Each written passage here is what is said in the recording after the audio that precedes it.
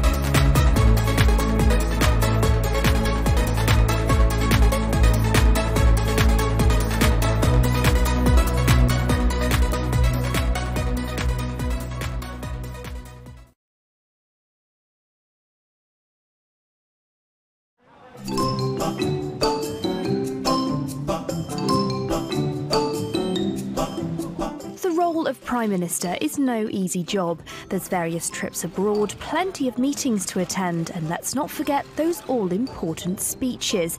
But of course, alongside high-profile appearances comes the opportunity for high-profile awkwardness. Cue the recent curtsy lunge for Prince William. So with that in mind, here are 5 of Theresa May's most cringeworthy moments. Coming in at number 5, the moment Jeremy Corbyn made Theresa May almost fall off her seat laughing. Did she actually know what arrangement was made with Surrey County Council? At number 4, the iconic Fields of Wheat moment. What's the naughtiest thing you ever did? Oh, goodness me. Well, I suppose gosh. Do you know, I'm not quite sure. Well, there must have been a moment. Nobody's ever perfectly behaved, are they? I mean, you know, I have to confess, when me and my friends sort of used to run through the fields of wheat, the farmers weren't too pleased about that. Number 3, we've all been there. You walk out thinking you're about to get into the right car, and then realise it's not for you. Well, at least she manages to style it out gracefully. Number 2, in her first meeting with EU leaders post-Brexit vote, Theresa May ended up looking like the awkward guest at the dinner party. And finally, number 1, last year's Tory party conference. How could he possibly forget that? Boris asked me to give it to him. Boris, job done there. Given other people. So, why we will never... Oh, excuse me.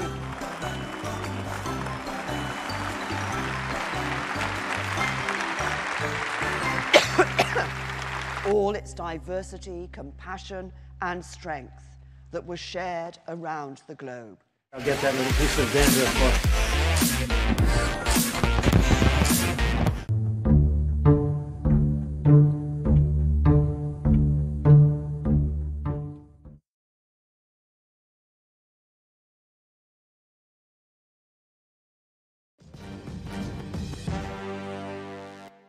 All right, Bob. Collaborate, and this Brexit is back with the brand new edition. No deal is the latest sensation because I make a mess of these negotiations. Should we be worried? I don't know, but I'm stockpiling food like there is no tomorrow. The DUP control new world order. Why can't the EU? There won't be a hard border. Deadly at the negotiating table. Most definitely not. Weak and unstable. The Chequers plan was my last resort. But take reassurance from the blue and gold passport. People should listen to the message that I send them. No deal is better than a second referendum. Single market access. We can't solve it. Immigration, though, we can finally control it. No deal. Brexit.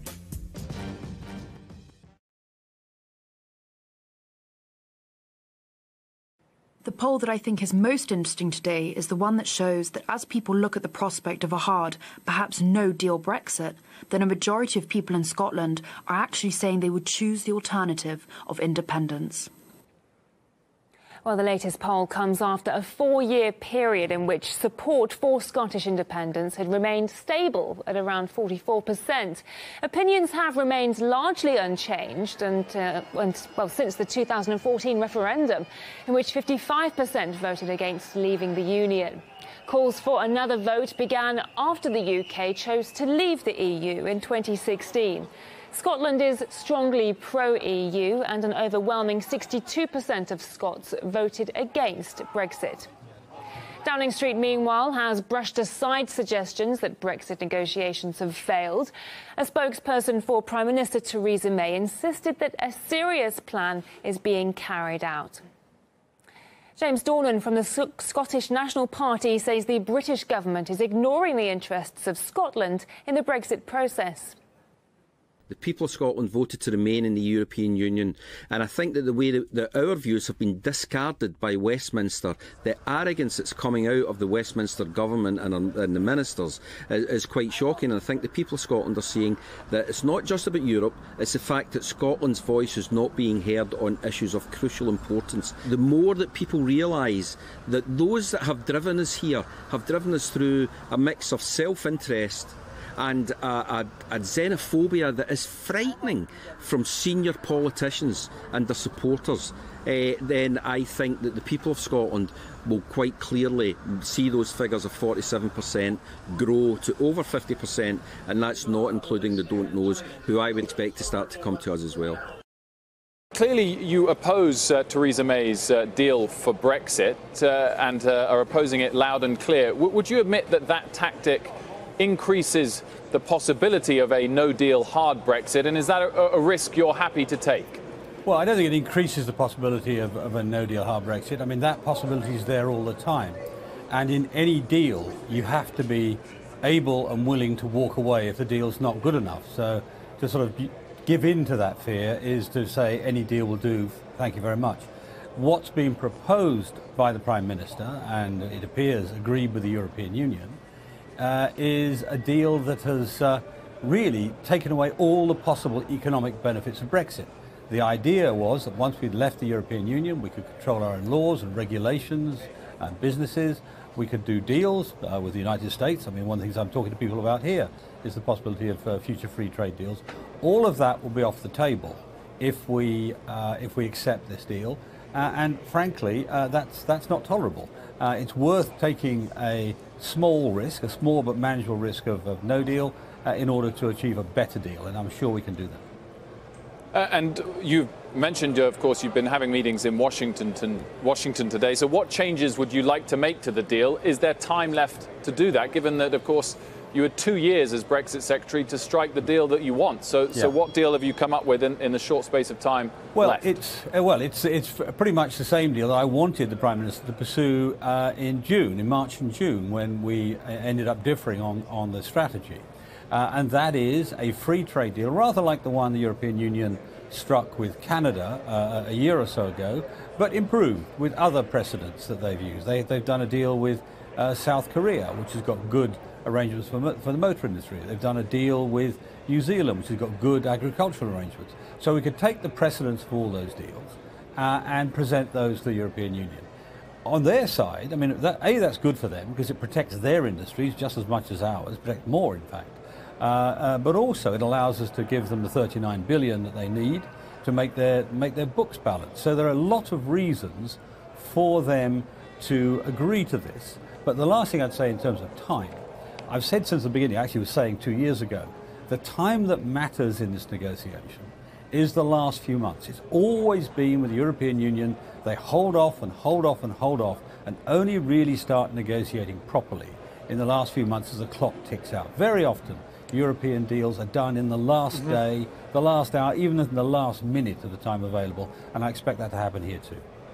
Well, the risks of no deal will certainly rise significantly if you wait to the last minute. But you outlined some of the deals the EU's already made, of course, and the benefits of some of the individual deals. Of course, no deal exists that contains all of those individual benefits. And if we dive in on the Canada deal that you and some of your friends mentioned most of all, yes, it has free trade in goods, albeit less than for the customs union because there's still border checks, but it doesn't include free trade in services. And the UK is a service economy, close to 80% of GDP in services, and it doesn't include passporting of financial rights. So can you say that you can get the Canada deal and throw in those passporting of financial rights? Well, services, I mean, there isn't a single market in services in the European Union. This is one of the illusions that people have outside the Union. The single market is essentially in goods. And as you referred to passporting. This is for various financial services. There are about 9 different classes of passport. They've only existed since 2006, 7, 8. They're quite new. They're not fundamental to the success of the City of London, and there are workarounds. But I would like to see us get a more progressive service deal with the European Union. But frankly, we haven't had a particularly good service deal for the last 40 years, so I wouldn't hold my breath on that. And the City of London will have control of its own destiny, its own regulations, and that's a huge competitive advantage for it anyway in dealing with the rest of the world, which is the biggest part of its marketplace anyway. So this is Davis, yeah, go on.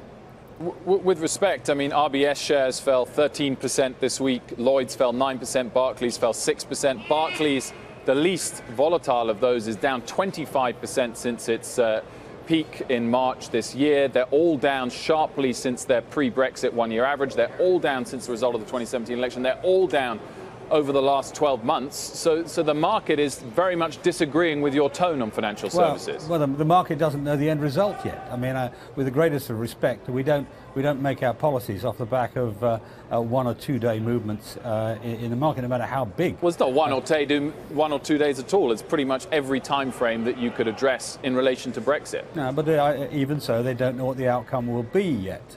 As it is, to throw away the opportunities of what is 60% of our trade already, the rest of the world, and actually at least that percentage of the city's trade is on the basis of the presumption of a few set of stockbrokers that this is going to go badly for them is ridiculous. The simple truth is the Bank of England has got a very good worked up model for how we deal with the European Union. That hasn't even been aired yet. That hasn't even been tried yet. And when I talk to the leaders of banks in the city, 2 years ago, they were all very, very, very nervous about this. They wanted to basically concede the case and accept the European rules.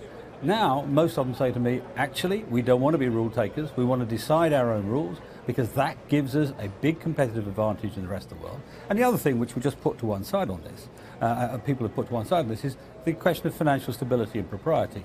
London is one of the best places in the world to do business in the financial sector. It's also one of the safest, and we are the ones, not the European Union, we are the ones who make it that way. Indeed, left to our own devices, we made it even safer with capital ratios and so on. So I don't really think that the movement of a couple of retail banks, frankly, are what we should worry about here. Well, the CEOs of the major US investment banks do strike a similar tone of worry. Nonetheless, let's move on. My final question, because we're running out of time, Mr. Davis, is clearly there's talk of a potential vote of confidence in Prime Minister Theresa May. Do you want that vote of confidence to happen? Does she need to go for you to be able to pursue what you want on Brexit? And would you put your name into the hat to be the next Prime Minister? Well, normally we don't comment on our leaders when we're abroad any more than American politicians comment on their president when they're abroad. But let me say this: for the last 3 months, I've maintained a campaign on what the alternative ought to be for our country. If that's focused on the policy, not the person. The Prime Minister is a very good Prime Minister. She's good at running the country. It's just on this issue we have a very, very strong disagreement. What's more likely to happen than a confidence vote, what's much more likely to happen is this deal will be rejected by the House of Commons. That's possibly one of the reasons you're seeing those market movements. It will be rejected by the House of Commons, in my view. There's no way I can see it getting through. And therefore, she'll have to come up with another alternative. We've put a number of very, very good alternatives to her, which will actually improve our relationship with the United States, allow us to do those free trade deals, but also with all our other allies and friends around the world, and actually will work out better for our relationship with Europe in the long term too. So that's what she should do. That's what will keep the government on the straight and narrow, and that's what I'm hoping for.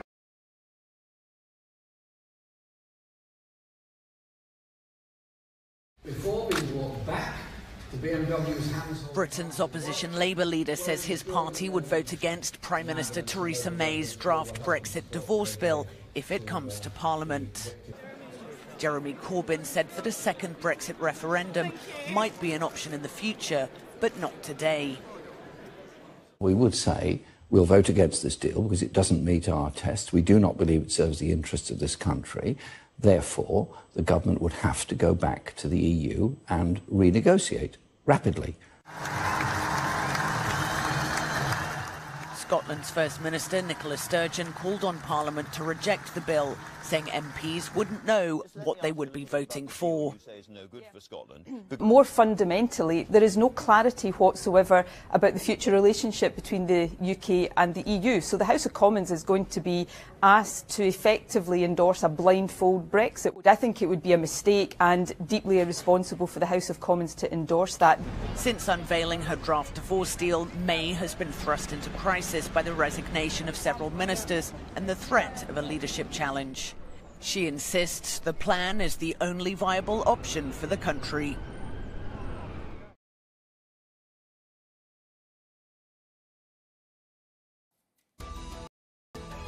Can Theresa May deliver Brexit?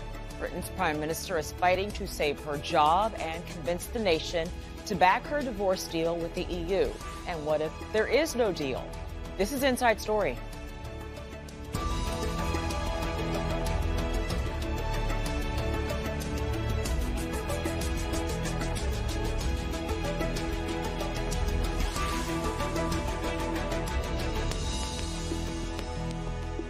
Hello, welcome to the program. I'm Rochelle Carey. Britain's exit from the European Union has finally been agreed to, but Brexit is far from a done deal. The United Kingdom is anything but. The country is deeply divided. EU leaders are due to sign the draft document in Brussels next week. But first, MPs in London must approve, and Prime Minister Theresa May is under attack from her party, from Parliament, from the public, all criticizing her for failing to negotiate better divorce terms to go it alone. She says it's the only deal that will work, but failing to bow to demands to renegotiate risks losing her job. Conservative Party MPs are gathering support, hoping to trigger a vote of no confidence in her leadership. The leader of the House of Commons has told the Prime Minister her draft deal needs improving. What I'm doing is working very hard to support the Prime Minister in getting the Brexit deal that 17.4 million people voted for. And I think there's still the potential to improve on the clarification and on some of the measures within it. And that's what I'm hoping to be able to help with. The French finance minister says some British MPs have lied to British people and the dream of leaving the EU is a nightmare. We can do it, obviously. Each country is free to decide to leave the single market, to leave the European Union. But what Brexit shows is that the economic cost of leaving the single market is quite simply exorbitant, and that there are certainly lying and irresponsible politicians in Great Britain who explained to the British people that Brexit would end up in a bright future. The truth is that Brexit will end in a nightmare. The Austrian Chancellor says the deal is good for everyone.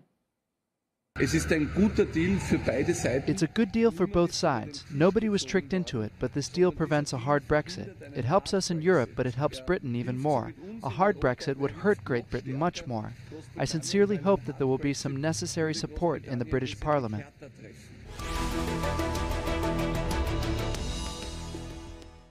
Let's introduce the panel now in Stockholm by Skype. James Savage, CEO of the local Europe. He also writes on how Brexit affects British people in the EU. In Durham, Tom Brooks, he is the author of Becoming British and Dean and Professor of Law and Government at Durham Law School. And finally, in St. Andrews, also by Skype, Drew Lickerman, a Scottish for Leave campaigner. Welcome to all of you. Drew, I want to start with you. Is the deal as bad as the critics say? Yeah, I really do think it's as bad as the critics say. And I hate to say it's even a Brexit deal because it's really not Brexit. It's really only Brexit in name only. It doesn't allow the United Kingdom to become an international player like Brexit was supposed to strike their own trade deals and go off on their own. And at the same time, it also and take back control of their laws. But at the same time, it also could very well lead to the splitting up and the breaking up of the United Kingdom, especially in relation to Northern Ireland. Okay, we'll come back to that point, obviously. Tom, I want your thoughts. Is this deal as bad as everybody says? I agree that it is as bad as people say.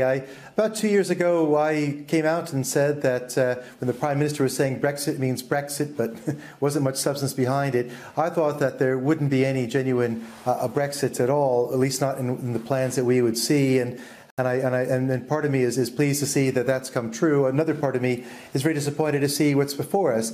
And I want to explain in a second why it's so bad. I think on the Remain side, those who wanted to stay in the European Union, of course, they will not like any deal to leave the European Union. But the moment Britain has a voice at the top table while being subjected to EU rules, the plan would have us subjected to the rules, but without a say at the table. On the Leave side, so many are upset about this. I think because there are many different voices calling for many different things, not all of which can be accommodated. And the Prime Minister had an impossible task of trying to please everyone, and she's shown that she's not been able to please anyone, it would seem. Yeah, it does. James, do you agree with that? What are your thoughts on this intensely negative response this draft deal has gotten? I mean, this was inevitable from the very beginning. It was always clear that if Britain were to leave the EU's orbit totally, it would be an economic disaster, at least in the short term, and politically very difficult. So that was always going to be something that she was not going to be able to deliver. Yet, of course, by doing what she's doing now, which is trying to honour the result of the referendum and sort of half leave the EU, she leaves behind many of the benefits. She keeps Britain tied to the EU in many respects, but without a say. So, you know, as the others have said, this doesn't please Leavers and this doesn't please Remainers.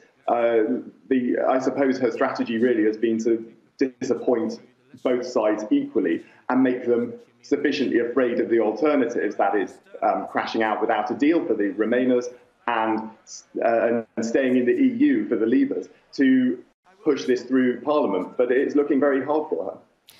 James, we played a little bit of some comments from the French finance minister a few minutes ago, basically saying that the British people were lied to. They were sold a bill of goods. I'm paraphrasing, but a lot of people have said that. Do you agree with that? I think it is quite clear that there were quite a lot of lies told by the Leave campaign. The idea that the membership of the European Union was costing British taxpayers £350 million a week, and that money would be able to go to the NHS. That was the obvious lie. It was a pretty ill-informed campaign.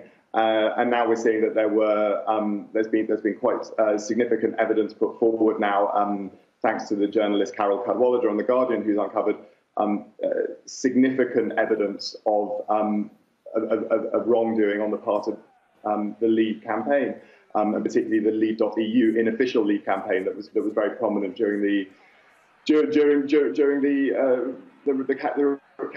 referendum campaign. So yeah, I think we have seen lies. We've seen lies told on both sides, as is always the case in politics. But the lies on the Leave side seem to be particularly egregious, and I think we're seeing the comments from the French government have been echoed by governments around Europe who've been appalled by what they've seen happening in the UK. Drew, as someone who is pro-Brexit, I want your thoughts on that. Do you think that people were told that something could happen that just can't happen?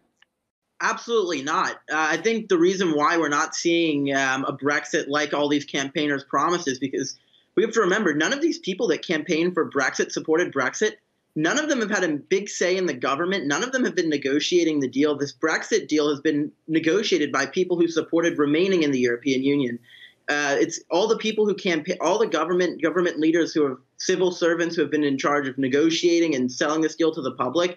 They're all people that didn't believe in Brexit. They're not people who made the arguments in supporting Brexit that we're going to take back control of laws. We're going to take back control of our own trade deals, strike our own trade deals, and be our own global power. I think the reason why we haven't seen a lot of follow-throughs on what Brexiteers supported is because Brexiteers have been – people who support Brexit have been completely shut out of the negotiation process. It's been conducted completely by people that supported remaining in the European Union, and that's why I don't think we're seeing a Brexit that the majority of people voted for. I could tell by the facial expressions from both James and Tom that you all both want to get in on that. So, Tom, I'll let you go first.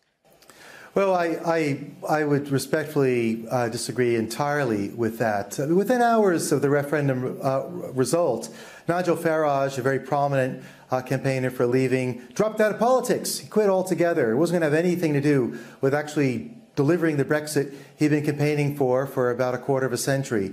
Boris Johnson and Michael Gove, Boris drops out, doesn't even try to become leader of the Tory party when then Prime Minister David Cameron stepped down, basically removing himself from having anything to do substantively with Brexit as the leader. Michael Gove quickly removed from the leadership contest himself. Everyone prominent who wanted Brexit to happen during the campaign ran like scared little children when it came time to actually putting something together. And that said, Theresa May, I thought, played a blinder in choosing David Davis to be her Brexit secretary, who was the politically in charge for the government in seeing through Brexit, and then having Boris Johnson appointed foreign secretary. Of course, both ran away as soon as a deal was to be agreed by the cabinet, citing lots of things they don't like, but never once being able to provide any plausible alternative to this. So there have been senior Brexiteers who've been at the top table. Michael Gove is a member of the government. Michael Gove was the co-chair of the official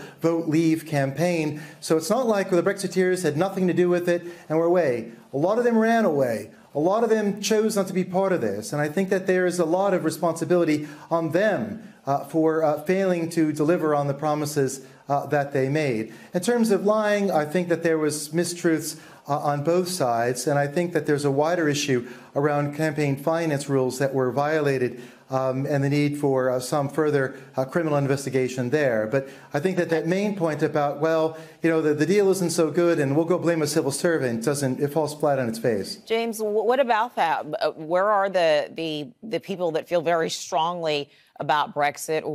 Why did some of them back away from the table, from these leadership roles? I think there are various reasons. I mean, one reason was that they weren't going to win. I think it became very clear that Boris Johnson wasn't going to get the confidence of fellow MPs to become leader of the party. But I also think beyond the issue of personalities, I think what's become very clear during the Brexit negotiations is that while many of the Brexiteers have had very strong ideas about what they don't want, they haven't been very clear about how to resolve certain very key problems in the Brexit negotiations, one of which is how to avoid a hard border between Northern Ireland and the Republic of Ireland, which everyone says they want to avoid. But that requires some compromises, and that's why Theresa May is trying to keep the whole of the UK within the customs union post-Brexit, because that will help avoid that hard border. So, I think, there were Brexiteers who were in those positions where they were able to make a difference to these negotiations. David Davis was officially the chief Brexit negotiator. He was sidelined in recent months, but from the very beginning he was the chief negotiator. But the problem was not really the personalities. The problem was the fundamental contradictions of Brexit that they hadn't got an answer to. Drew, Theresa May has said, and some of her supporters have said, if you hate what I'm doing so much, then where are the better ideas? Does she have a point? I don't really think so at all. I think that, as it stands right now, I think it's a better idea to leave without a deal than the deal that's on the table. I strongly contend that no deal is always better than a bad deal. This current deal right now would tie the UK tie them still into the customs union, where the UK wouldn't be able to strike their own trade deals. It would put Northern Ireland essentially under Dublin-Brussels rule. So I think a better idea than this deal right now is, frankly, leaving without a deal. I think the point about Brexiteers running away from the negotiation table, running away from responsibility, I don't think that's fully accurate either. They left the table and they left these posts because they were shut out. They were either not given the opportunity in leadership contests, or if they were put in senior government positions such as Brexit secretary, they were sidelined on the negotiations. Their job was sell this to the British public. It wasn't to actually negotiate the deal. So they were leaving the government out of protest to show that they weren't having any part of this, to show that they were being shut out of the deal. Tom, I think you have an issue with that. Well, I think, you have David Davis, Brexit Secretary, Boris Johnson as Foreign Secretary, and then Liam Fox overseeing trade. People were senior members, secretaries joining the government in the cabinet. They were not junior. If they weren't doing anything for a couple years and they were wasting taxpayer money knowingly, surely they had some kind of hand in this. Certainly Boris Johnson, as Foreign Secretary, had a hand in delivering the kind of Brexit. And it's just simply true that people ran away from the leadership contest as soon as they could. Nigel Farage was nowhere to be seen. Boris Johnson, maybe he didn't have the votes from various people, but didn't even try to get the votes. He had people who wanted to make him Tory leader. He didn't even try. He had a press announcement that he wasn't going to even take part. So I think that they really haven't shown leadership. They saw how difficult it would be to deliver on their promises, and they chose it was better to snipe at the sidelines than do something substantive. I'll make a point very quickly on no deal. I think no deal is a very significant problem for its reality, and that is we do not have in the United Kingdom any infrastructure, no system, no people in place to organize custom checks and other types of things that would have to happen within months. There's been no one hired. There is no new agency. There is nothing in place to make any of this happen. And so to kind of leave without a deal because, well, we don't want to be tied into certain things we don't like, I think is particularly irresponsible, given that the enormous challenges, the enormous shutdown that would happen to Britain. Not least, no planes would be able to fly over Europe from the UK from the end of March. So it's really much worse than I think than when you look at the details. And that's been something that Davis, Johnson, Gove, and others have not wanted to talk about. The details really just makes the whole no deal scenario really unthinkable. James, obviously the EU didn't want this divorce, right? This was the UK. The EU didn't want this to happen. So, they're not going to make the negotiations easy. The person that doesn't want the divorce usually doesn't. Having said that, is the EU driving too hard of a bargain? And if the UK ends up damaged in this, is that bad for everybody? I don't think you could accuse the EU of driving too hard of a bargain. They've been very consistent throughout in setting out the parameters of what they want, and what they've said is that we're going to look after ourselves. If you want to leave, that's fine, but we're going to look after our own interests. We have a single market that we've worked very hard to build up over many years, and it's a rules-based single market. And if you want to be part of that single market, you're going to have to obey the rules. And the Brits have been saying, well, we want all the benefits of the single market, but we don't want to be bound by its rules or by the European Court of Justice. Now, for the Europeans, that was a red line. You know, the Brits have had their red lines, but the Europeans have had their red lines as well. And for them, it's about protecting the system that they've got. And, you know, they don't want Britain to benefit from leaving the EU, but that's quite a logical position for them to want to be in. They want to protect the institutions that they've built up, and they don't want a situation where it's seen as advantageous to the EU and you can get all the benefits but none of the drawbacks. And that would be unsustainable for them. Drew, I want to go back to a point that Tom made a minute ago, that there's been these grand talk about all these ideas of what Brexit should and could be, but not a lot of digging down into the details of how you actually make this happen, and it's very, very soon. What of that? Where are the people that have the nuts and bolts on how to actually execute something this huge, this historic? Right. I mean, I think the people are there. They are there, and that's why there's a leadership challenge to the Prime Minister right now. They aren't satisfied with what's going on, and they want to put another Prime Minister in power who will actually deliver a Brexit they want. I'm talking about Europe taking a tough negotiation stance. Of course, Europe's going to take a tough negotiation stance. Anyone should and could take a tough negotiation stance on something this important. But you know, the UK is not chopped liver. The UK could take just as tough as a stance to hurt the European Union if they wanted to publicly. They could say, what's going to happen when the European Union doesn't get any of our funding? We're a net funder of the European Union. Are French farmers going to start rioting when they don't get their subsidies? Who's going to pay subsidies to Eastern European countries? It's really, I think, and what if the UK strikes a great free trade deal with the US, and the US is still trading on WTO rules with the EU? There's plenty of situations where the UK comes out of this much, much stronger than the European Union does. And knowing that, the UK has to be willing to walk away in the deal, I think. I think that's the most important thing at this point. The UK needs to get tougher on negotiations, bringing out that, you know, the United Kingdom is pretty much necessary. We need a deal that helps both sides. Okay. A bad deal will hurt the European Union. So, Tom, what is going to happen in the coming days? Is Theresa May going to survive this? Is this about her leadership? And where in the world is a deal going to come from? Well, it seems clear that there's a lot of anger, if not disappointment, on her own benches. We've been hearing for most of the last week about letters of no confidence being submitted to some Graham Brady, a Durham graduate, calling for a possible vote of no confidence in the Prime Minister. And we were all waiting for this day after day, and none of that's happened. Some commentators have said if the anti-Theresa May forces in her party can't organize 48 letters, they definitely won't be able to organize a better treaty. There could be something very soon, and I wouldn't rule out that her leadership is under some serious challenge. If she were to win a vote of confidence, then she would be safe for at least another year. The Tories wouldn't be able to do it again for another year, and we may well, and she'll be able to try to proceed with her plan.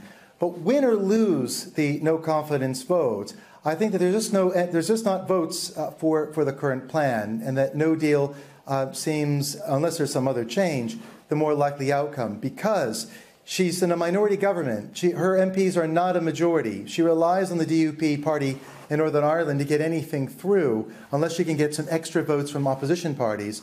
There's no support in any of the opposition parties for this plan.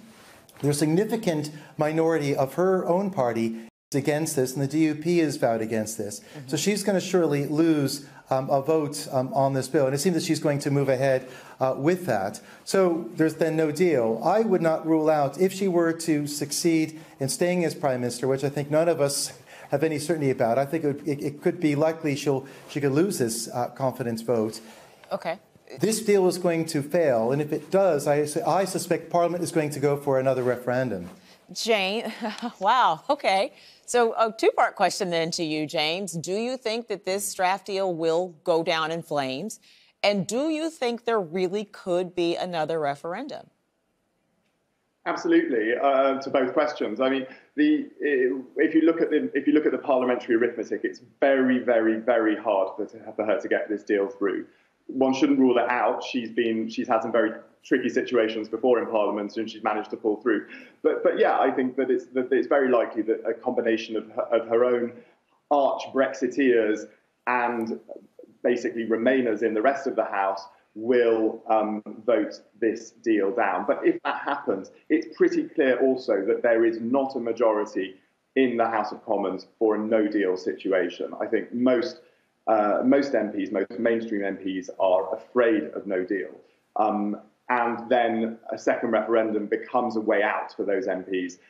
So I think that's a highly likely scenario. But anything could happen, but that is a highly likely scenario.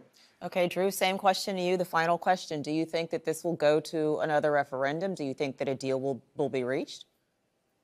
Right. No, I don't think there'll be another referendum. The United Kingdom is not a banana republic. 2 years ago, when there was a referendum, the government sent out a leaflet that said they were going to follow through on the vote. I don't think there's redo votes, and I think it's a very, very bad precedent for democracy when you have a vote and then 2 years later decide it's time to do a redo vote. So I don't think a referendum will be happening. I don't think the majority in the Conservative or the Labour Party wants that to happen. And as of right now, I would say it's most likely there'd be no deal. Hopefully there's a deal. I think there is a deal to be made that'll benefit both sides. But if the current deal is the only option on the table right now, I think it'll be no deal and no second referendum. So, Drew, do you think that Theresa May is the person that can get this through, or would you like it to be somebody else? Look, I think if Theresa May, I think she will survive the vote of no confidence. That's my best guess. But if she doesn't get this deal through the House of Commons, I think it's very likely that she'll resign and someone else will step up and deliver an amended deal, no deal, or what else. But I think that the real litmus test is not on the vote of no confidence. It's on getting this deal through the Commons. And if it doesn't go through the Commons, I would put my money on Theresa May resigning. James, I know you wanted to get in on that real quick. I could tell by your face. No, I mean, look, I think if there is, if it's voted down, I think there is there is very little that suggests that that Parliament will go for a no-deal situation. It's highly unlikely that Parliament will allow that to happen. But I also think it's very unlikely that the European negotiators, that Michel Barnier is going to allow for a reopening of negotiations that have been conducted in a painstaking manner over 2 years. I think that the idea of going back to the drawing board and having a renegotiation is very, very unlikely. Okay, and that'll be the final word. Gentlemen, thank you so much for this conversation. I'm sure we will continue to have this conversation. James Savage, Tom Brooks, and Drew Lickerman, thank you for watching as well. You can see the program again anytime if you go to our website, aljazeera.com. For further discussion, go to our Facebook page. That's facebook.com/AJ Inside Story. And you can also join the conversation on Twitter. Our handle is @AJ Inside Story. For me, Rochelle Carey, and the entire team here in Doha, bye for now.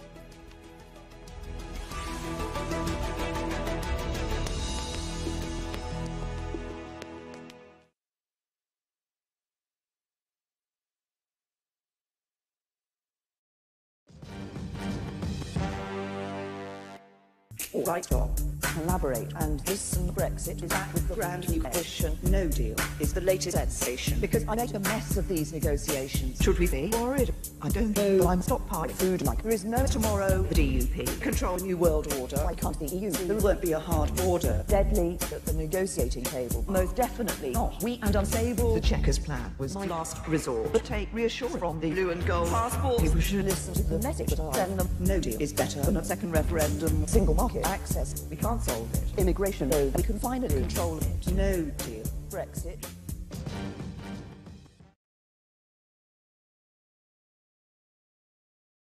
Well, okay, first thing we need to do is explain calmly that this is a good deal. Right? Nobody's getting a chance to look at the deal. Why is it a good deal? For people like Pat or Hilary Benn, who we just heard, who are worried about access single market on goods, it gives you that, right? It saves the British car industry. And for people like Jacob and millions of others, 17 million people who voted for Brexit, it gives you back control over immigration, which is a huge thing, which we thought Europe wouldn't give us.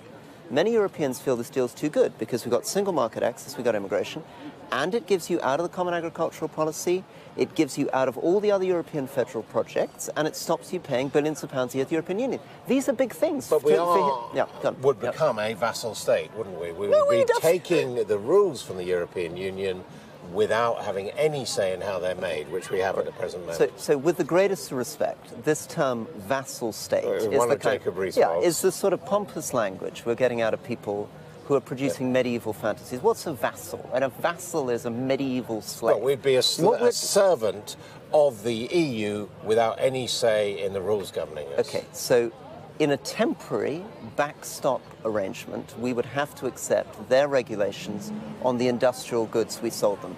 That is a very, very long way from vassalage. That is a practical compromise to sell your goods. Now, it's true, as Pat would say, if you'd remained in the European Union, you'd be a member of the European Council. But I was a minister at European Council meetings. You can exaggerate how much influence we had on those things as a minority voice anyway. But for the take-back control brigade, that's exactly the point. It's not very good at the moment, but it'd be impossible. But we've gained something enormous, which previously didn't exist, which is control over borders. From the point of view of the Europeans, many of them are saying, you see the European ministers already sounding off, saying this is too good a deal. Right. They feel this is like being Norway, free trade on goods and control over borders. Much better than anyone thought. We've got Pat McFadden here, but let's try that on David Lammy. Are you persuaded by that? No, I'm not. I mean, look, we're now into harsh political reality. This is a deal that she simply cannot get through Parliament. The Labour Party, the Scottish Nationalists, the Liberal Democrats, Greens, her own party will not support it. But why? What's wrong with it? Oh, there's lots wrong with it. There's the business of receiving rules and handing over 40 billion. There's the business of the Northern Ireland backstop. There's the business of the service economy and how that will be affected by this deal for all sorts of reasons. But the practicalities of your constituents, people working in factories, according to Rory Stewart, they're going to have no change. It's going to be the same for them. Their jobs aren't going to be threatened. Isn't that absolutely vital for the car industry? Wasn't it always the case that no deal would get through Parliament with the promises that was made?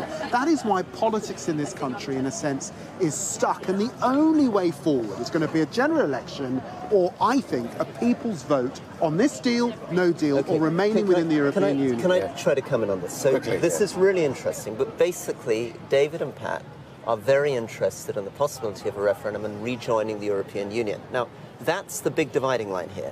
If you accept the referendum result, and you think, as I do, that it would be really difficult politically to do that, and it would store a whole lot of problems, immediate campaigns for third referendum, millions of people feeling disenfranchised and angry, if you believe we need to leave the European Union, this is the way to do it. It's sensible, it's calm, it's a practical backstop, and it gives you all the freedoms that you want on immigration with the access on markets. It's the best deal that you were ever going to get, and people need to support it. OK, we're going to have to leave you there, Rory Stewart. You got the last word there. Thanks indeed to Pat and David Lammy.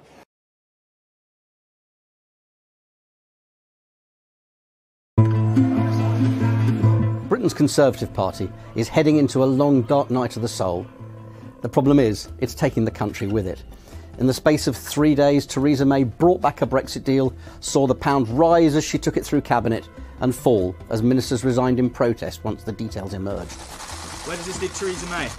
Well, I hope she continues. I hope she makes a success of Brexit, but we do need to change course. Her fragile alliance with Northern Ireland Unionists who sustain her government is in peril, and she's now facing the real danger of a vote of no confidence from her own MPs. She, meanwhile, has vowed to fight on for a deal that absolutely no one likes, and which at the moment will struggle to get the necessary votes in Parliament. Her mission simply is to terrify the nation into voting for it in the end. Voting against a deal would take us all back to square one. And yet by Tuesday she could be gone, and the Tories launched into a leadership contest to replace her. Who runs this country? Or she could have survived the vote and be battling on for her deal. Even her own MPs are struggling to decide which is the worst outcome. Meanwhile, Jeremy Corbyn's Labour Party waits to pounce to try to force a general election. At the heart of the problem is the realisation of Brexiters that her deal, with its catch-all provisions to ensure a frictionless border on the island of Ireland, could leave the UK tied indefinitely to EU structures. It's a compromise too far for her hardliners, who are not notably in the mood for compromise in any case.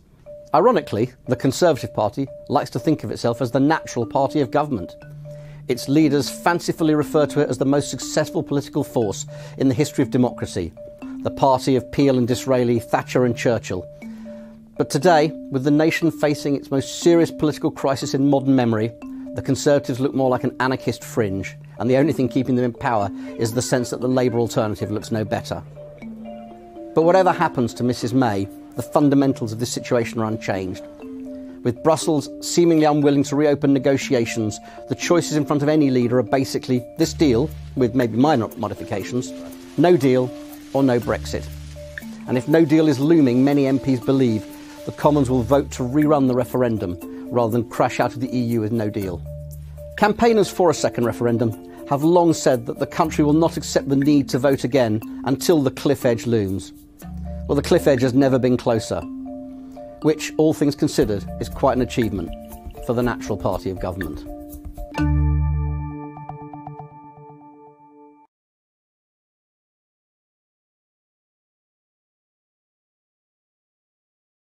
Theresa May, she's got a deal. She's delivering Brexit in the national interest. Oh, yeah. I wouldn't trust her to deliver a pizza, my friend. Let's be honest, this is a dog's dinner, isn't it? I agree with Chris Williamson. That's something you never thought I'd say. She has united everybody against her. And then she gave a press conference where, I'm sorry, she was nearly as deluded as Comical Ali. Do you remember? The US troops will never enter Baghdad and the tanks were in the background. Nobody wants this deal. It isn't going to work. She is toast. Let's just get on with it, shall we? And replace her with somebody who will deliver what the British people voted for, which was a full Brexit. Well, the EU won't listen to anybody in charge, will they? They, of course, have listened to Theresa May. Why would a change in leadership make any difference? Because we have to go there with a completely different attitude. We have to go with an attitude where we're not going to be defeated, we're not going to be humiliated. We pay them the best part of billions. They want 39 billion for us to leave. We're actually in a position of power here. She's just negotiated it terribly. She said she wouldn't walk away, and that's the problem. It shouldn't have taken 2 years for this to happen. The British people didn't expect that to happen either. Listen, the British people have spoken. Our politicians should deliver it, and if the EU don't like it, let's just walk away. Tell them to send us the bill. Right, it's so ludicrous. no deal. You would say a no deal is far better than what we're getting at the moment? Yeah, of course it is. I'm polishing my shoes, my dancing shoes, for a no deal. And let's look, the deal she's brought back, it would be even more difficult to get out of, well, whatever it's going to be called, the EU still, in a few years' time. It has to go to an independent panel who have to agree that we can leave. Meanwhile, we have no say, but we still pay. This is a terrible deal. She can't even get her cabinet to agree to it. Most grassroots Tories against it. Most of the country is against it, and still she persists with it. But John, I'm sorry, somebody has to tell her to go. The no-deal scenario, the impact that would have on the border issue in Northern Ireland, the IMF telling us 8% impact hit on the economy, business not ready for a no-deal situation. This is something even the EU simply doesn't want. The business should be aware that this was happening. These are just Operation Fear Mark II, or is it Mark III now? I mean, we had people today saying, oh, the pound is tanking. The pound's been tanking for about 20 years. It will come back. Are you really telling me people aren't going to buy our cars in Germany and France? They're not going to still want us? Of course they will. We will sort out a deal. We should not have been held to ransom like this.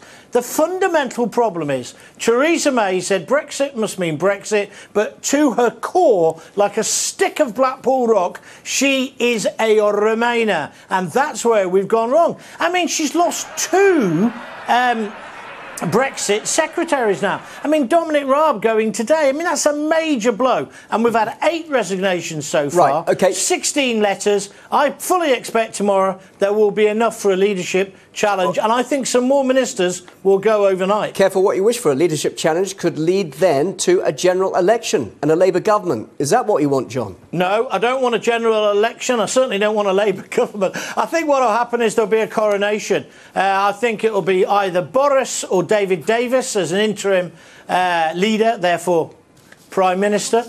We don't need a general election. We probably do need to stall and say to the Europeans, you're going to have to give us a bit of time to get this sorted out, and then we move forward. But what we do not need is a general election or Theresa May. If Theresa May had anything about her today, she would have resigned. As Chris Williamson said, I've never seen a Prime Minister get hammered like that. I'll give her some respect. She did manage to keep calm, and she was under an onslaught for 2 hours. But for her to say the British people want what she's doing, I'm sorry, she's sadly deluded. Somebody should put her out of her misery and put the United Kingdom out of our misery too.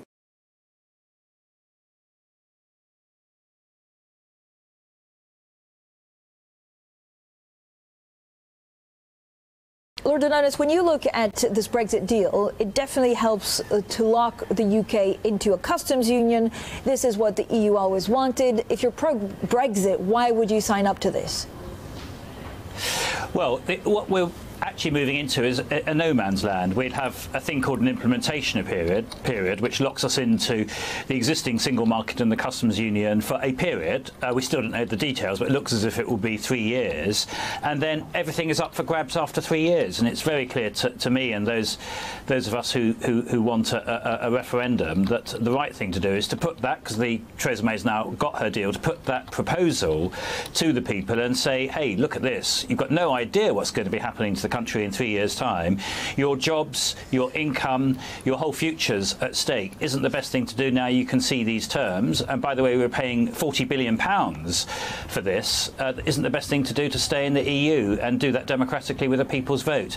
But the problem for Theresa May, she's got people like me saying that, but she's also got a whole lot of her party who don't like it because it does involve continuing to have a relationship with the EU, and they're going to vote against it for opposite reasons. So this deal isn't going anywhere at the moment. Right, but Andrew O'Donis, why actually make Theresa May's life even more difficult? Why not fall in line instead of asking for a second referendum at this point? Because the right thing for the country is to stay in the EU. What we should not do as a country, we're a great trading democracy. We're one of the powerhouse as a country. The idea that we should settle for second best and be in the antechamber of the EU, you know, we're being likened to Norway. Well, I love Norway very much, but Britain is not Norway. We're not a small country with a small economy, very largely dependent on one industry, which can just agree to follow all the rules set in Brussels. That would be a terrible future for us as a country. We're a great European nation which should be at the centre of European affairs. We should be making the rules, not just following the rules, and that's why we should stay in the EU. And at the moment, if you look at where public opinion is in Britain and parliamentary opinion, it looks to me as if there is a majority for staying in the EU waiting to get out. And what it needs is Parliament to vote for a referendum and then that to go to the people. And that's what many of us will be campaigning for in the period ahead. But Lord O'Donis, I mean, we have a deal that looks a little bit like a fudge. It's just postponing the deadline. Why go back to having a public vote? We had the referendum. People have voted. No, that's not the case, because 2 years ago we didn't know what we were voting on. There was no deal. What we were told, remember, 2 years ago was that we could stay in the single market and the customs union, we could have all the benefits of being in the European Union while leaving it, which is the crucial reason why there was a majority for leave. Now, my argument, and you know, we're a democracy and this is the arguments that will run over the next few months, is that the best deal we can have is to stay. But the reality of the parliamentary situation at the moment is that Theresa May doesn't have a majority for this deal. I'd be astonished if this deal isn't voted down in the House of Commons. So the big question is what happens after it's voted down. And there'll be two schools of thought. There's one that we should basically go for a hard Brexit on World Trade Organization terms and all that, which is what you'll get from the right wing of the Conservative Party. And there's my view, which I think is the sort of centrist and pragmatic position, that the right thing to do is to have a referendum and put as the option in that referendum staying in the EU. All right, so you're absolutely certain that the parliamentary maths are actually stacked against Theresa May, no matter what kind of deal is in this. I mean, no one's really read this 500 pages or 600 pages. Well, we do know what's at stake here because it's all been briefed over the last few months now. We know that what she's going to do, the only thing that's going to be agreed in this deal is an implementation period, which is about 3 years where nothing changes, a backstop which locks Northern Ireland essentially into the EU come what may, but then for the rest of the United Kingdom, which is Great Britain, there'll then be a negotiation as to what happens at the end of the implementation period, where everything is up for grabs. We know that that's going to be the deal, and that's not a satisfactory deal for this country. Right. Are you expecting resignations from the cabinet? I don't know, because I don't know what the balance of opinion is in the cabinet. I'd be surprised if she gets through the next phase without resignations, probably from both sides, both the pro-European side, people like Joe Johnson, who resigned from the government last weekend because they actually think the right thing to do now is to have a people's vote and to have the option to stay in the EU. But of course there's a very, very powerful anti-European lobby in the cabinet led by Dominic Raab, the guy who she's actually tasked with the negotiations. And I think it's quite possible that there'll be resignations there too. But in a sense, I think what happens in the government, providing she can get it through the government, doesn't matter. The big battle to come now is going to be in Parliament in about 3 weeks' time. And as of now, there is no parliamentary majority for this deal. So the question is what happens after it's voted down.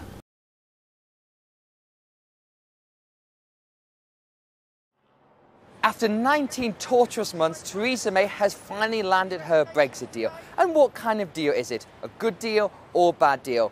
To be honest, it's neither of those things. It's a deal the Prime Minister is trying to argue is in the national interest. She's tried to get her cabinet on side after a 5.5-hour torturous meeting yesterday, but it hasn't gone quite to plan. The resignation of her Brexit Secretary Dominic Raab on Thursday morning shows that many of her colleagues simply do not agree with the Prime Minister and cannot support this deal in good conscience.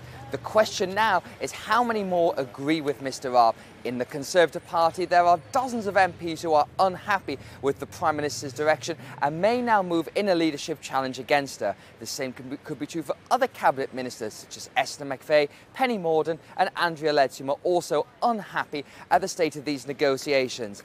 Even if Mrs May survives the next 24 hours, she's still got to get it through the House of Commons. We've heard from MPs like Jacob Rees-Mogg, who are not particularly happy at this deal at all. They will be rallying support against Theresa May's deal. I hope Parliament will block it. I think what we know of this deal is deeply unsatisfactory. Ultimately, though, Mrs May will try going above their heads and say to the country, at this stage in negotiations, there is no alternative. With the UK set to leave the EU within 5 months, the only real alternative at this stage to Mrs May's deal is no deal at all. And the consequences of that could be pretty harsh. So no matter what happens at this stage, Mrs May's plan still seems to be the only one in town.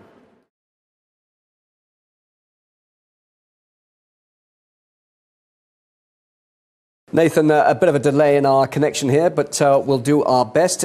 It's all good news, isn't it? The Cabinet is full square behind May's Brexit plans. I think that every Brexiteer in Great Britain has a right this evening to feel righteous indignation at what our Prime Minister has put forward this evening, and the fact that the Cabinet do not have the guts to stand up for the defence of Britain and Brexiteers. This is not what we voted for. This is not a divergence from the European Union. This is servitude, it's vassalage, it's all of those words that we've been hearing. It's a national disgrace, and quite frankly, I am furious, and I know a great deal of my colleagues, and by the texts and the messages that I'm receiving, a huge amount of the British public are absolutely furious at what the Prime Minister is telling us, believe it or not, that this is the best deal that she could get. Quite frankly, my 14-year-old son could have negotiated a better deal than this dog's dinner. A deal that Theresa May says enables the UK to take control of our borders, our laws, our money, and protect the economy and jobs. It's a compromise. No side is going to be completely happy with what's negotiated. This is a compromise, and that's what we need. It's complete and utter lies. We're not taking back control of our money. We're going to be paying £39 billion just for the privilege of leaving, and actually it's going to be more like £60 billion because it's going to take us into the next fiscal framework, and then we won't even have a rebate. So we're looking at about £60 billion just to leave. It's a nonsense. We're not taking back control of money. We're not taking back control of our borders. We're not taking back control of anything. What free trade deals are we going to be able to negotiate? None, because we're going to be in the customs union indefinitely, and we're going to have to wait for international arbitration to tell us when we can leave. It's a national humiliation. Aren't you jumping the gun a bit? Because tonight is somewhat symbolic, isn't it? We're hearing that she's getting full backing from the cabinet. No resignation so far, but really, surely, Nathan, what your eyes should be on is what happens in next month's Commons vote. Is she going to get it through Parliament? Clearly, you don't want that to happen, and that will then lead to your dream of a no-deal scenario? Well, in a way, yes. But I think what's happening tonight at 8:30 UK time is probably going to be very telling when Arlene Foster meets with the Prime Minister. And quite frankly, from everything that the DUP have been telling us, they are not going to stomach any of this that they're doing. So hopefully, maybe the snap general election was a godsend to all of us, and this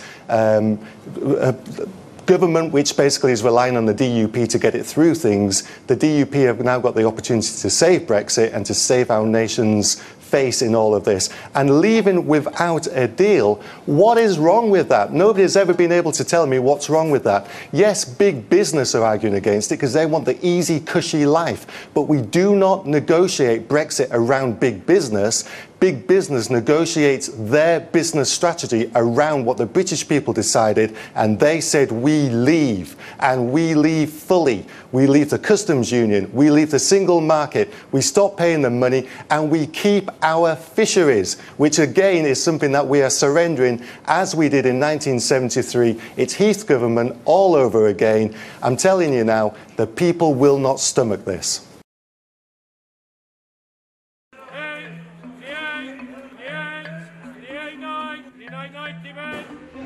Peterhead is the UK's largest whitefish and pelagic port, and many at the market here have long blamed the EU for problems in the fishing industry. But as Brexit looms, there's growing dismay about the likely terms of the UK's withdrawal and worries about the future. The Scottish fishing industry strongly supported Brexit, hoping it would free them from the EU's common fisheries policy. But some fishermen, traders and processors fear leaving the EU could disrupt access to vital markets such as France and Spain. Delays at border control would just be a disaster. I mean, we're having fish here today which is in France tomorrow. But from the French side, I'm hearing there could be delays of 48 hours going through customs control, and that would be devastating for this industry. In Northern Orkney, inshore fishermen who need to ship live shellfish quickly to the continent are particularly worried. Initially, everyone perhaps had a fairly simple optimism about it, that it would inevitably bring increased opportunities to all. I think that would still be our hope, that would happen.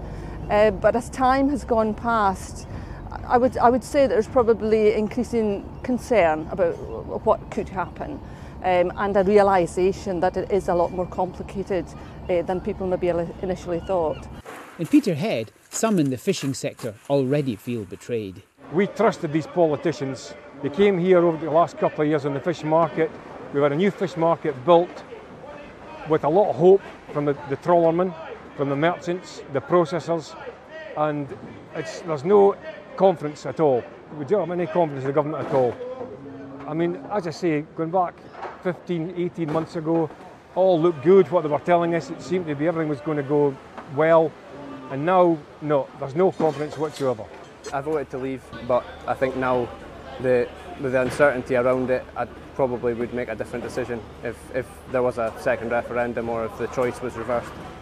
Local Conservative MP Ross Thompson is demanding stronger assurances from the government that it will keep its Brexit promises.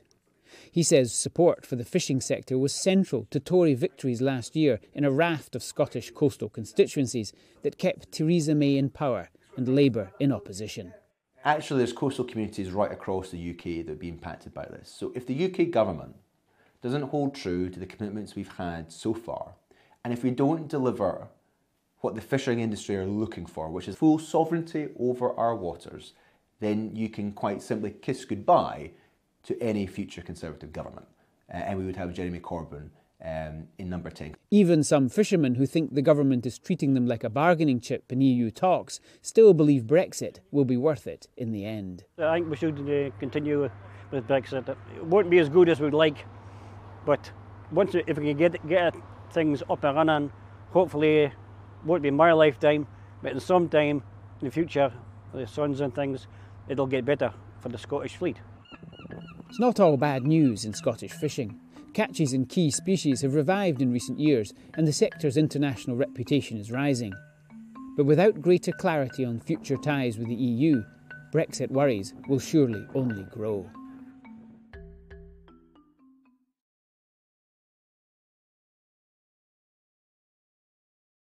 Thank you very much, Mr. Deputy Speaker. 1,900 years ago, Rome divided Britain with a wall.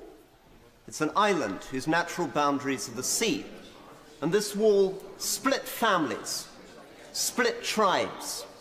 Ever since that moment, we have been debating this issue. And these two fundamental principles in Britain are what we are debating today. They are in competition. Are we divided nation against nation, or are we unified by culture and language? And there is only one answer to that question. It cannot be simply economics. If a relationship is going wrong, if a marriage is going wrong, the answer cannot simply be to say, you can't afford to break up because you're going to lose the house. The answer has to be only one thing, which is, I love you. And the nature of that love that we express for Scotland, the nature of that love which we express for Scotland, we in this House are struggling to express. We're not very good as politicians in talking about emotions. We've become very bad at it. But we need to learn to do it, because otherwise a party which is trying to reduce, that is trying to shrink, that is trying to vanish will win. What do we mean when we say that I, as a Member of Parliament for an English constituency, love Scotland? Well, it will be personal to every single one of us. Could be that we love intellectual seriousness. I was in a boat with the Honourable Member for the Western Isles. He was in a canoe with me a few months ago. We were rowing along, and I would really miss the Honourable Member from that canoe. And from the United Kingdom, we would miss Scotland for different personal reasons. For Scotland's egalitarianism, for Scotland's intellectual seriousness, for Scotland's sense of realism, for Scotland's sense of humour. I would be very ashamed and embarrassed to be part of a country that wouldn't have the Scottish Member of Parliament here. As an expert in foreign affairs, could he tell the House how much stronger Scotland would be as an independent country in relation to the world? Well, thank the Honourable Member for Motherwell very much. I think there are two answers to that question. One is, of course, Scotland must embrace the potential of being part of the United Kingdom in foreign affairs, but also that the Honourable Member himself represents what is good about our political settlement.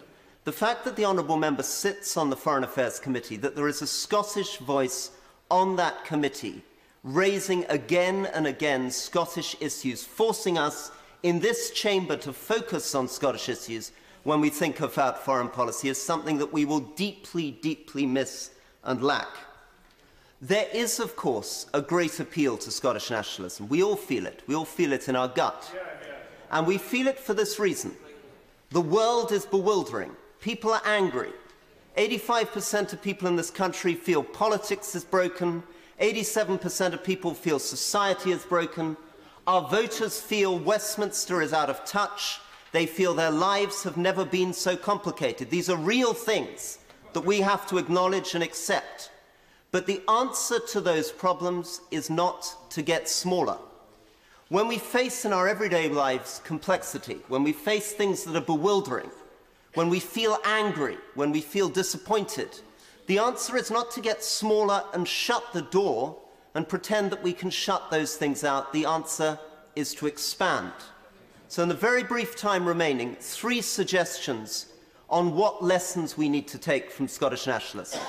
The first lesson is that it isn't simply that Westminster is too far away, it is also that Edinburgh is too far away.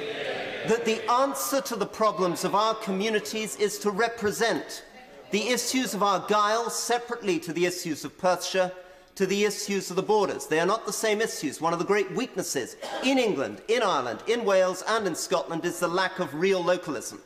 When you talk to somebody in Mouthal struggling with planning, when you talk to someone in Kelso worried about the economic development of their area, where we need to learn from France is from Mitterrand in 1983, and that is hyper-localism and mayors at a local level, not fooling the Scottish people by pretending that by transferring power from Westminster to Holyrood we're going to solve these human problems. The second thing that we need to do, and this is true of the north of England as much as Scotland, is not to pretend that London and the south of England doesn't exist. We need to accept that it exists. We need to accept that it is a challenge, that it has huge potential, and that we need to make it work for us, not pretend it isn't there. The third thing is cultural links. It is a tragedy that the educational policy of the Scottish National Party has made it more difficult for English students to study in Scottish universities and Scottish students to study in English universities. We must reinforce those cultural links. And finally, what we need is the human expression. 19th of July this year, I'm hoping that 100,000 people will gather along that old foreign Roman wall, English, Welsh, Irish, Scots, holding hands, linking arms across that border. Because in the end, what matters is not the wall that divides us, but the human ties that bind in the name of love.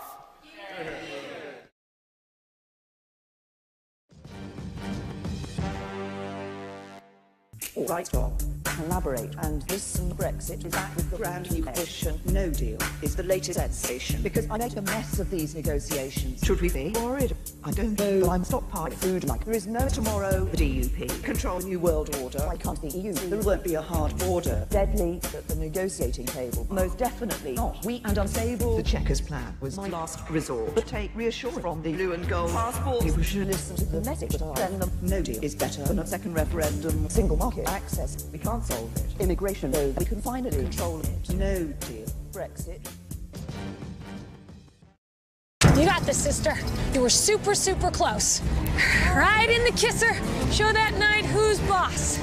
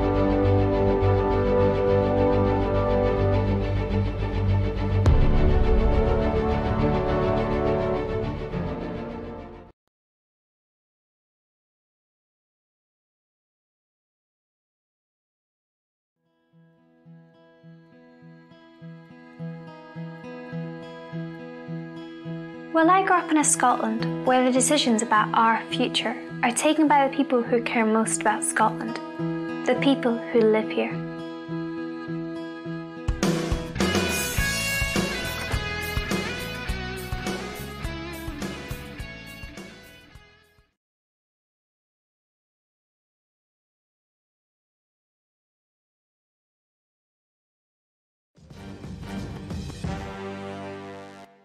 All right, stop.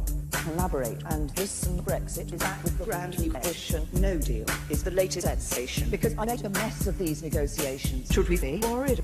I don't know, but I'm stockpiling food like there is no tomorrow. The DUP control a new world order. Why can't the EU? There won't be a hard border. Deadly at the negotiating table. Most definitely not. Weak and unstable. The Chequers plan was my last resort. But take reassurance from the blue and gold passport. People should listen to the message that I send them. No deal is better than a second referendum. Single market access. We can't solve it. Immigration, though, we can finally control it. No deal. Brexit.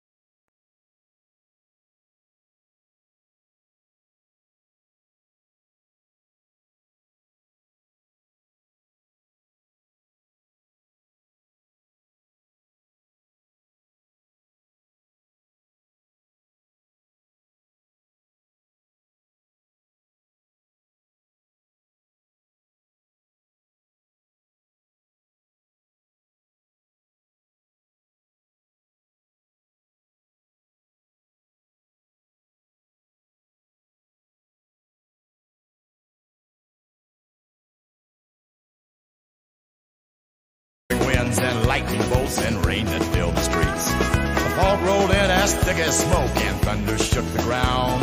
And way off in the distance came that motorcycle sound. The semi-truck had lost control on Highway 101. And before the terror seen it, he hit that truck head on. He wore black denim trousers and motorcycle boots, a black leather jacket with an eagle on the back.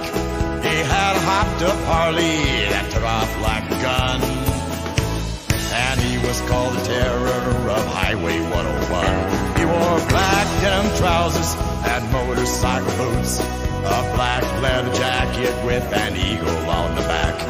He had a hopped up Harley that took off like a gun, and he was called the terror of Highway 101. He wore black denim trousers and motorcycle boots, a black leather jacket with an eagle on the back. He had a hopped up Harley that took off like a gun, and he was called the terror of Highway 101.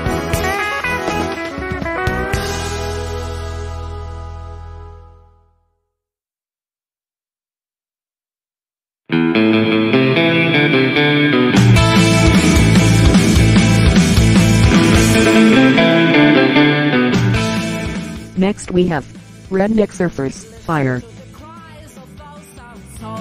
Who were murdered by your rollers cap. You brought the war around the globe. Money or skills, stone and space.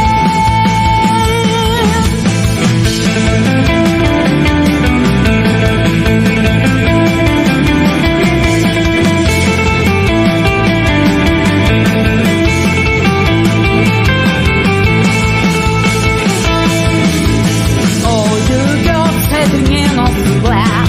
All you girls dressed in white. Now it won't have value at all. The day of the judgment has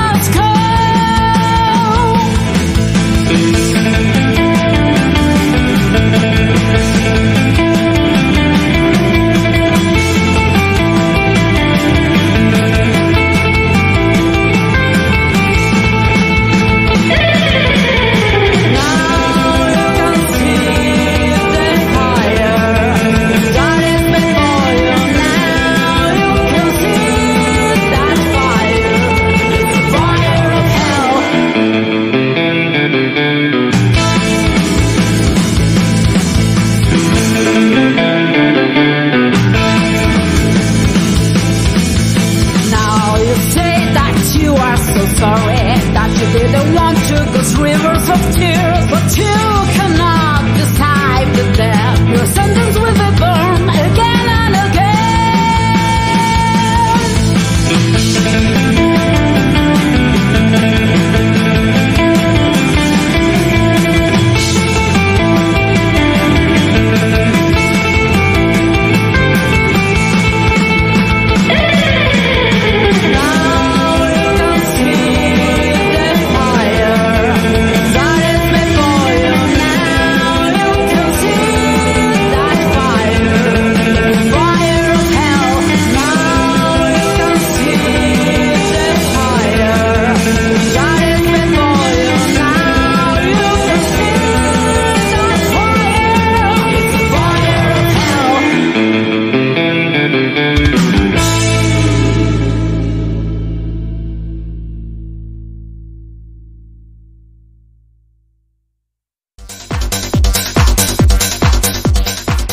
You're listening to Independent TV and Radio Scotland.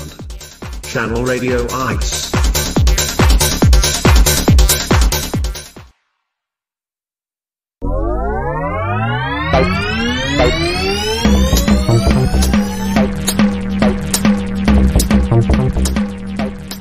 Track playing now.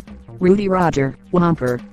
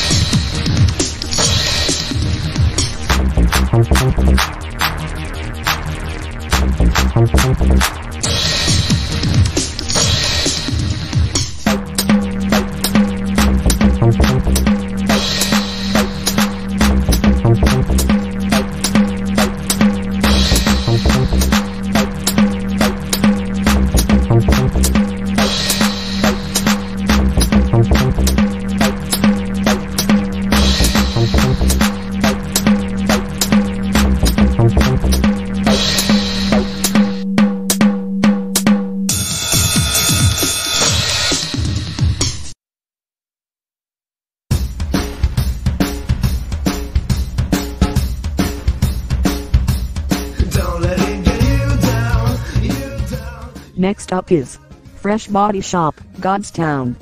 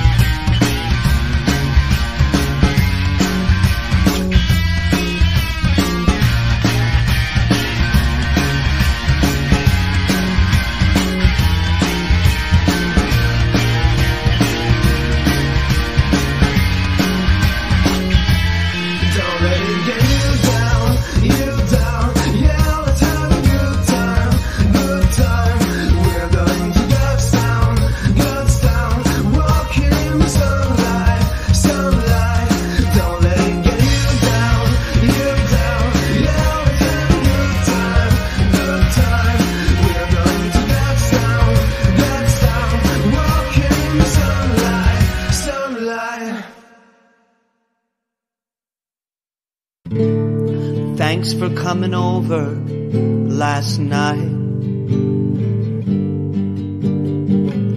I love the Next up is Dano, It's You. light. I heard your song on the radio, and I smiled the whole time. Oh Lord, the trouble we can find. Whether the sun shines, whether it rains, it's you. You're a part of me. When I'm not with you, I feel you in my veins. It's you in the very heart of me. I feel a bit silly for drinking and crying. I guess there's still so much sadness underlying my gladness. Thanks for being so sweet to me through it. I just wanted you to know that my spirit is lifted. Whether the sun shines, whether it rains, it's you. You're a part of me. When I'm not with you, I feel you in my veins. It's you in the very heart of me. I feel like I've been away from you for so long, like love that waits a minute and can't wait no more. On the shore with no protection, opened up to the world, in an ocean so endless every teardrop makes ripples into waves and waves into worlds, worlds that come and go. Well, I wait for you.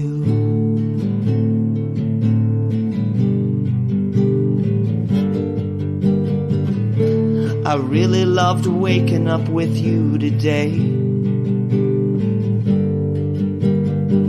I only wish we could have had the whole day to play.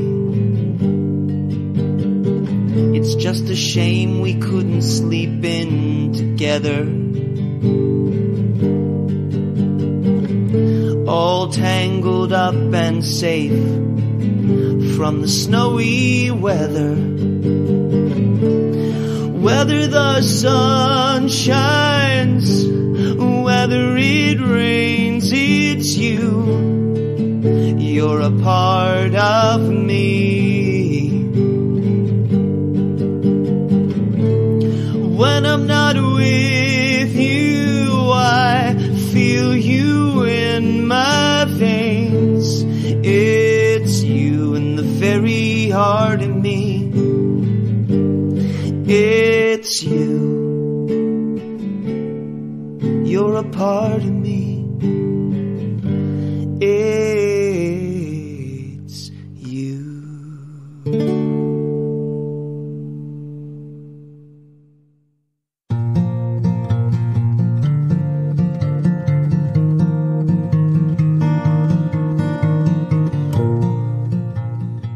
Now playing Brielle Rathbun and Colin Jeffries, A Few More. We're so small. I don't think we ever questioned it, but maybe we should question it after all. And our power is strong. No, I don't remember saying it, but I should have said it all along. That I think we should have shot a few more pictures, shared a few more kisses, got a few more feelings, foreshadowed every ceiling that we reached.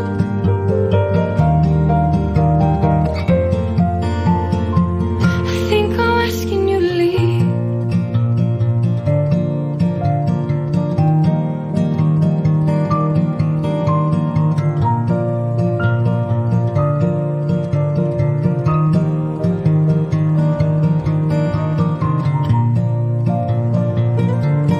You're so tall,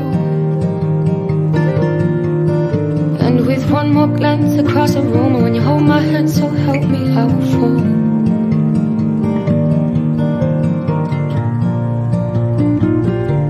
It's not our fault. I just don't think we ever took the time to stop ourselves before we hit this wall. We should have shot a few more pictures, shared a few more kisses, got a few more feelings, we shattered every ceiling that we reached.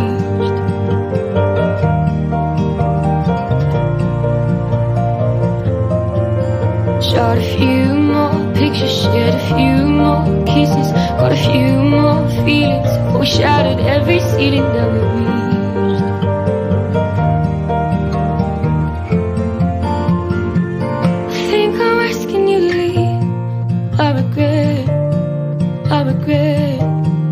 I regret nothing. I regret nothing.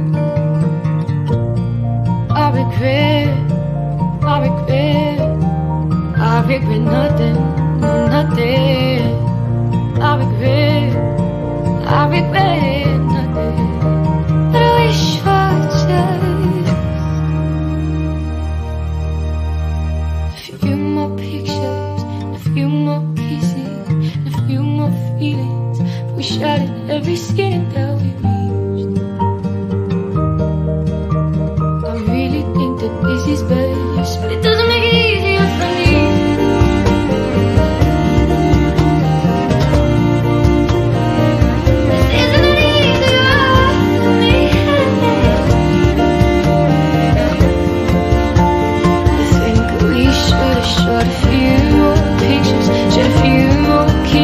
Got a few more feelings, we'll shatter every ceiling that we've used.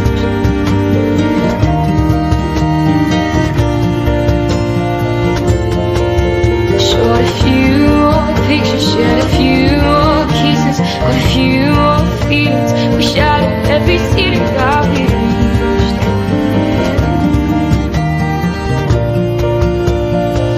This isn't easy. Shot a few more pictures, shed a few more kisses, got a few more feelings, but a few more battles. Got a few more smiles, held a few more moments, cried a few more tears. I regret nothing. I regret nothing.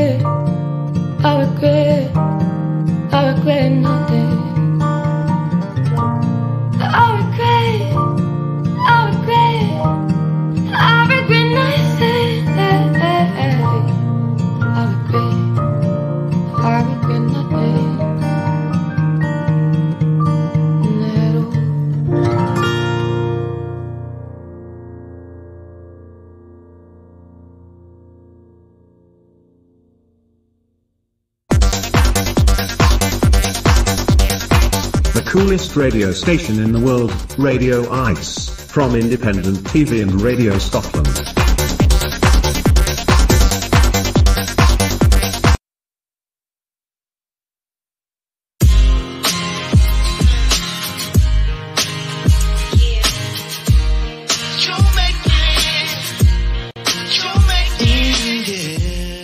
Now playing.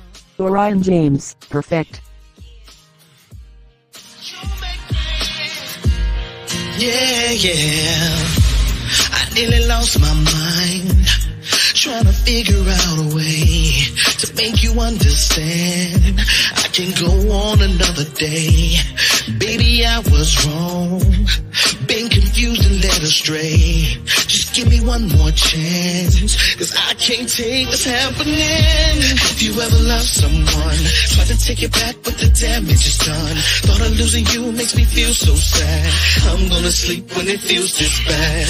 I know enough's enough, it's going to be tough to get through this. I'll never be perfect, I'll never be cool, I'll always be nothing unless I'm with you. Cause you make me perfect, tell me what can I do? The pieces I'm missing when I'm not with you. You make me.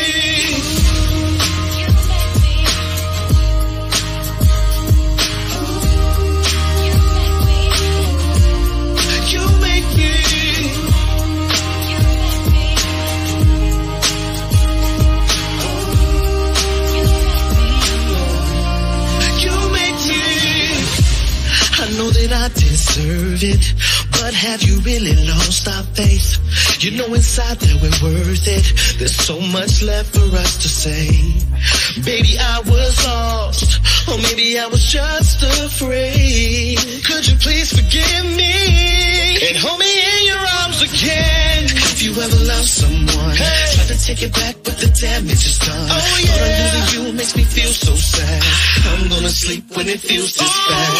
I know enough's enough, it's going to be tough to get through this. I'll never be perfect, I'll never be cool, I'll always be nothing unless I'm with you. Could you make me perfect? Tell me what can I do? The pieces I'm missing when I'm not with you. You make me.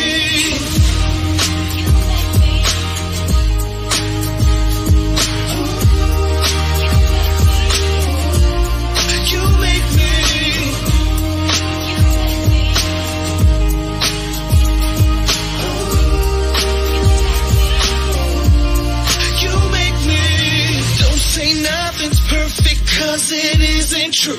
Everything I need is here with you. Everything I see so clear with you. Everything I dream appears with you. Everything would be so damn perfect. Oh yeah. I'll never be perfect. I'll never be cool.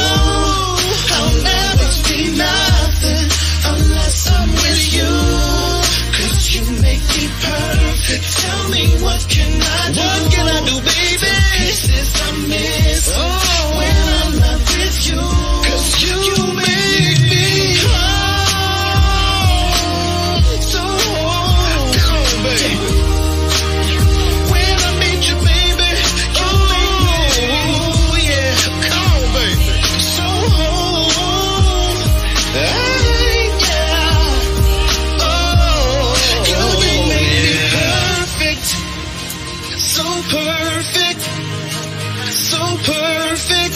You make me. Oh, perfect love.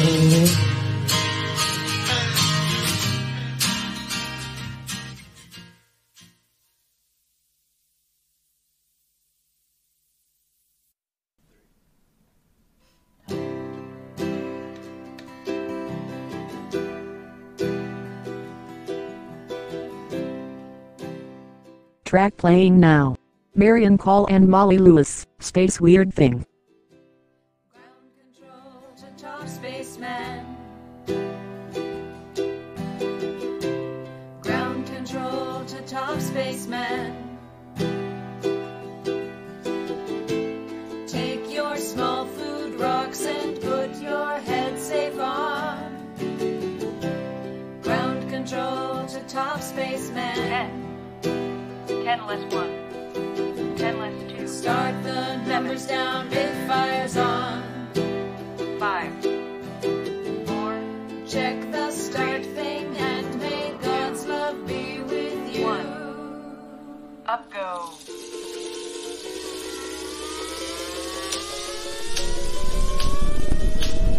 This is ground control to top spaceman. You're really first in class.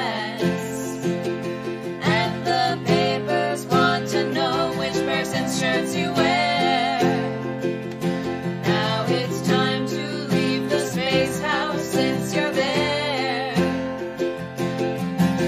This is top spaceman to ground control.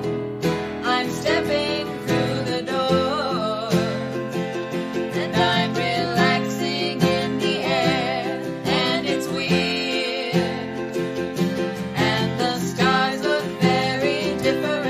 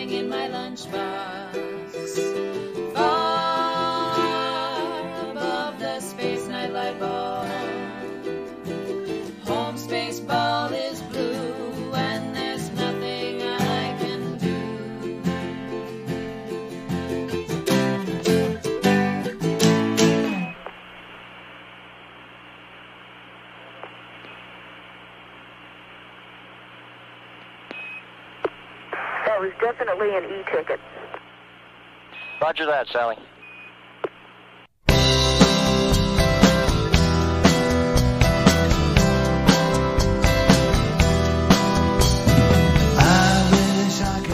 Track playing now.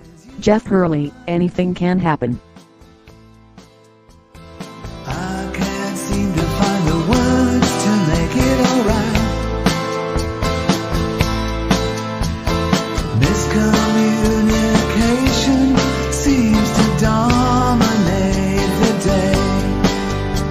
I'm trying hard to make it through the night. I don't understand a single thing.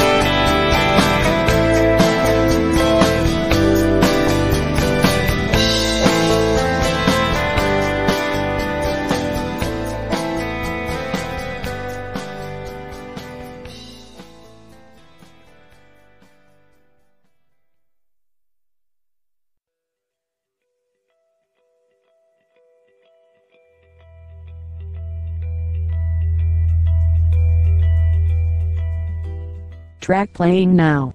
Daniel Kaur, Stand.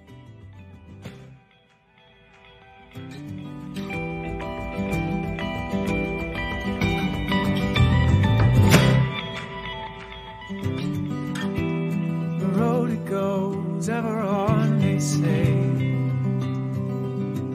And if you're not careful, it'll sweep you right into the fray, where all that you know isn't all that you thought it would be. You're looking for a home. Could that really be where this road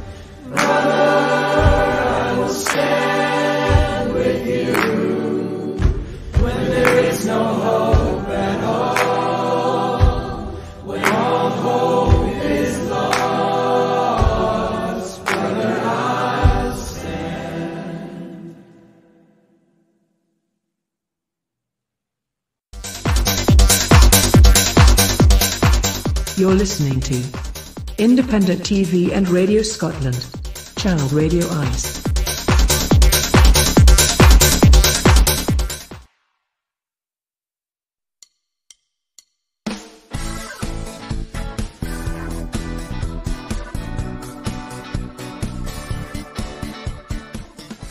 Next we have Dansberg music, You Keep Turning Away. Since yes, you know I like you, but you never care for me. You were my favorite girl in school, but there was no chance for me. The way you moved, the way you talked, the way you looked, the way you walked. What is the secret about you? Don't look away from me, don't you feel the same like me? But you keep turning, you keep turning, you keep turning away from me. You keep turning, you keep turning, you keep turning away from me.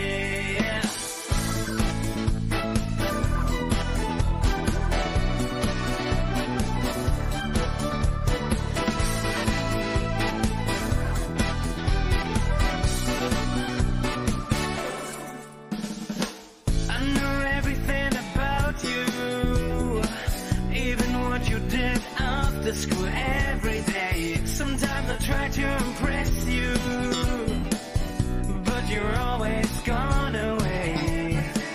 The way you moved, the way you talked, the way you looked, the way you walked. And see today you do it in a totally different way, but there's still the same in me. But you keep turning, you keep turning, you keep turning away from me.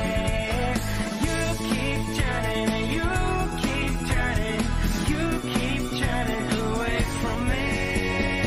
Can you tell me what I took before you? Like me like I love you. Have you ever felt what I feel now?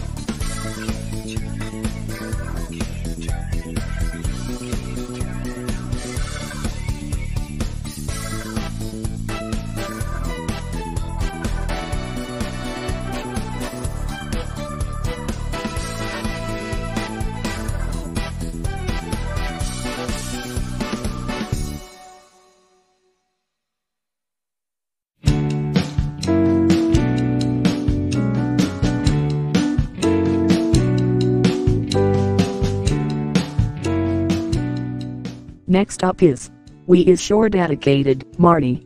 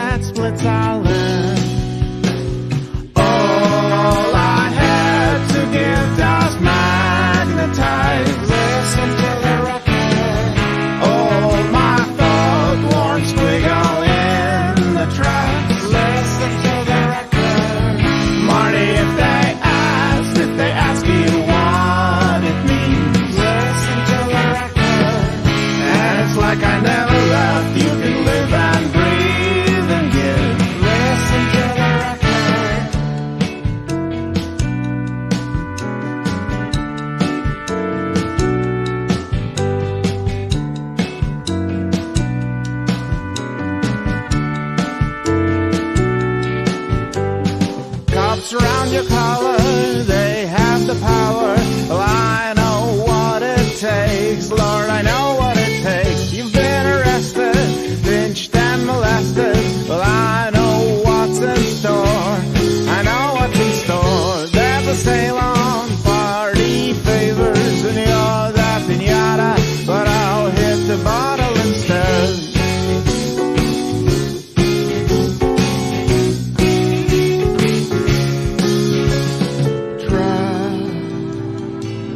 On the valley floor, still trapped on a valley floor. Released by severed paw, released by severed paw, released by severed paw. World out, but you're still singing. World out, but you're still singing. Released by severed paw, released by severed paw, released by severed paw. All I had to give does magnetize. Listen to the record. All my thought one squiggle in the track. Listen to the record. Marty, if they ask you what it means, listen to the record. And it's like I never left. You can live and breathe and give. Listen to the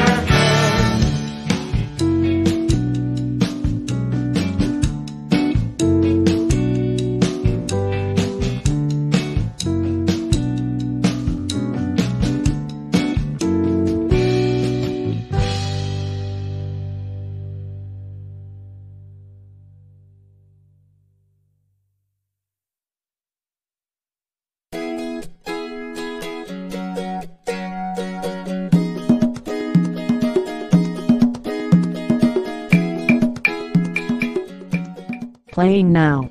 Brian Boyko, folk song.